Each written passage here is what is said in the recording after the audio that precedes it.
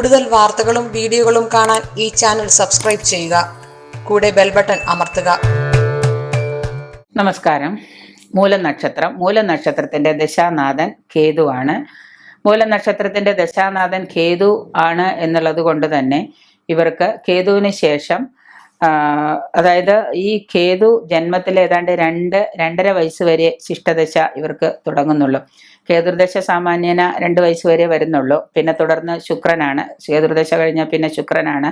പിന്നെ ശുക്രൻ 20 വർഷം കഴിഞ്ഞാൽ പിന്നെ ആദിത്യനാണല്ലോ. ആദിത്യം കഴിഞ്ഞാൽ പിന്നെ ചന്ദ്രനാണല്ലോ. ചന്ദ്രനും കഴിഞ്ഞാൽ പിന്നെ കുജനാണല്ലോ. കുജനും കഴിഞ്ഞാൽ പിന്നെ രാഹുവാണ്. രാഹുവും കഴിഞ്ഞാൽ പിന്നെ വ്യാഴമാണ്. വ്യാഴം കഴിഞ്ഞാൽ പിന്നെ ശനിയാണ്. അതോടെ ഒരാളുടെ ആയുസ് തീരുന്നുണ്ട്.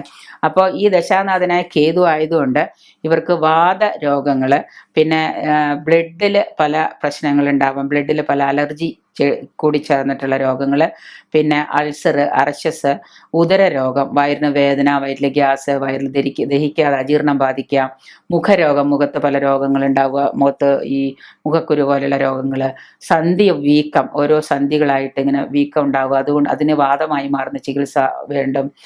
നടക്കാൻ കാലിൻ്റെ സന്ധിയൊക്കെ വീർത്തിട്ട് നടക്കാൻ പ്രയാസം ഉണ്ടാവുക, സന്നിപാത ജ്വരം, അങ്ങനെയുള്ളൊരു അസുഖമുണ്ട്. സന്നിപാത ജ്വരം, രക്തചാപം, മന്ദഗതിയിലാവുക, നിങ്ങളുടെ ശരീരത്തിന്റെ പ്രവർത്തനങ്ങളൊക്കെ മന്ദഗതിയിലാവുക, ഇങ്ങനെ ഇത്യാദി രോഗങ്ങളൊക്കെയാണ് നിങ്ങൾക്ക് അനുഭവപ്പെടുന്നത്.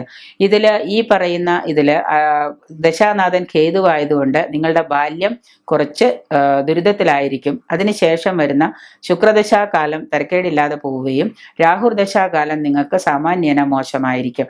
അതുകൊണ്ട് ഈ സമയത്ത് നിങ്ങളുടെ ജാതകം പരിശോധിച്ച് ഈ ദശാനാഥനിൽ വരുന്ന അപഹാരങ്ങളിൽ വഴിപാടുകളൊക്കെ ചെയ്ത് അതിന് പരിഹാരമായിട്ട് നിങ്ങൾ ആ ദശാനാഥന് ചെയ്യേണ്ടതായ പ്രത്യേക പരിഹാര പൂജകൾ എന്തൊക്കെയാണോ അത് ചെയ്ത് നമുക്ക് കൂടുതൽ നിവൃത്തി വരുത്തിക്കൊള്ളേണ്ടത് ആവശ്യമാണ്. മാത്രമല്ല അതിന് ചെയ്യാവുന്ന വേറൊരു കാര്യം കൂടെയുണ്ട്. നിങ്ങൾ ഇതിൽ നിന്ന് മോചിതനാവാൻ വേണ്ടിയിട്ട് 32 കുളത്തിൽ പോയിട്ട് 32 കുളത്തിൽ ഒരേ ദിവസം തന്നെ 32 കുളത്തിലെ ജലത്തിൽ ഒരുമിച്ച് ജലം മുക്കിക്കൊണ്ടുവന്നാലും കുഴപ്പമില്ല, കുളത്തിലെ ജലത്തിൽ സ്നാനം ചെയ്യുകയും നിങ്ങളുടെ നക്ഷത്രത്തിന് വിധിച്ചിട്ടുള്ള വസ്തുക്കൾ, ദ്രവ്യങ്ങൾ ദാനം ചെയ്യുന്നതും ഇതിന് പരിഹാരമായിട്ട് കണക്കാക്കപ്പെടുന്നുണ്ട്.